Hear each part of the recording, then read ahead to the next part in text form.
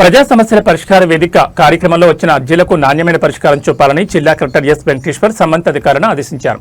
సోమవారం ఉదయం జిల్లా కలెక్టరేట్ నందు ఏర్పాటు చేసిన ప్రజా సమస్యల పరిష్కార వేదికలో డీఆర్ఓ అర్జీదారులకు గౌరవప్రదంగా కుర్చీ ఏర్పాటుతో వివిధ ప్రాంతాల నుంచి వచ్చిన అర్జీదారులకు త్రాగునీటి సౌకర్యం, మెడికల్ క్యాంప్, గ్రామాల నుంచి వచ్చే అర్జీదారులకు టీ సరఫరా తదితర సౌకర్యాలు కల్పించి వారి సమస్యలను సావధానంగా వింటూ అర్జీలు స్వీకరించారు. ఈ సందర్భంగా పీజీఆర్ఎస్ లో వచ్చిన అర్జీలకు నాణ్యమైన పరిష్కారం చూపాలని, అర్జీదారుల సమస్యలపై నిర్లక్ష్యం వహించరాదని తెలిపారు. పెండింగ్, బియాన్, ఎల్ఎల్ఏ ఓపెనింగ్ లేకుండా అర్జీదారుడు సంతృప్తి చెందేలా అర్జీలకు పరిష్కారం చూపాలన్నారు.